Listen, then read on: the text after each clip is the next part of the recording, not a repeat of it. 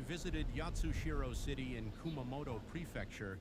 which was hit by a strong earthquake measuring an upper 6 seismic intensity scale on July 28th.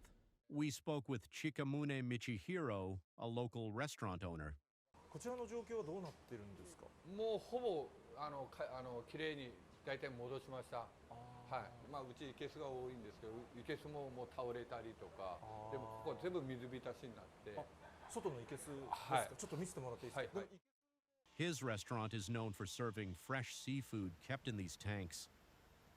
ここに棚の生けすがあったんですけど、この棚の生けすも全部倒れて、そうですか。はい、だから水浸しになって、で向こうの生けすの水も半分ぐらい出て、もう水浸しとここにあった棚とかからボトルとか、そういうのはもう全部こっちに。Photos taken right after the earthquake show the inside of the restaurant in complete ruin. The restaurant avoided major power outages, but it is now facing issues with the gas supply. 倒壊してるもんですから、ガス管の破損がなんか思ったよりもひどいらしいんですよ。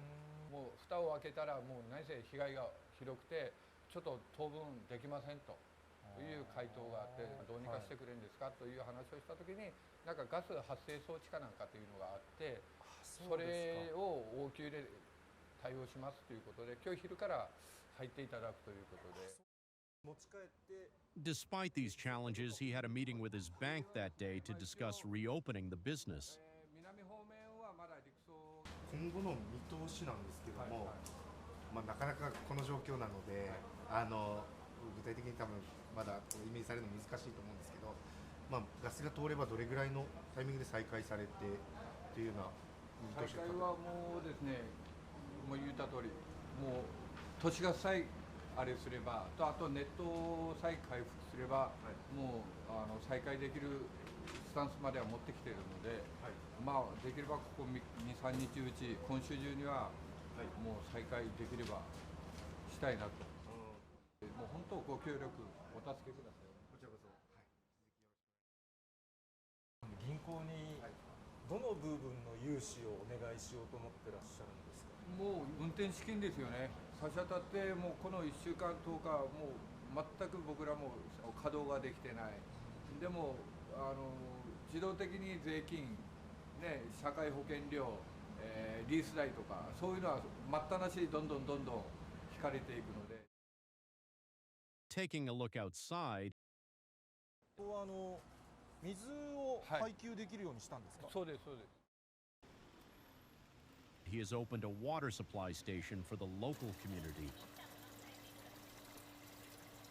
で今取水が完全に今止まっているので、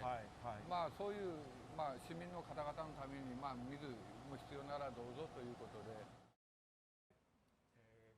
What has been going through his mind since the disaster struck? いやもう走馬灯のごとく一日一日もうまずは片付けをすることが一番で、あとはもういかに早くこの再開できるかと、やっぱり自分たちもそうですけど、もうほぼカップラーメンとかもうそういうものしか食べてないと思います皆さん。だから本当美味しいものを食べたいという皆さんが思う気持ちはあると思うんで、それを早く復活したいっていうのがもう一番ずっと思ってきたことですね。熊本県外の皆さんがすごく心配していると思いますけれども、何か伝えたいことがおありでしょうか？私たちもこれで2回目の震災なので、これがどこでまたあるかというのは分かりませんし、この災害を皆さん方、ちょっと知っていただいて、自分たちがもしあった時にどういう対応をせないかんかというのを教訓にしていただければですね、もうそれが一番ではないかなと思います。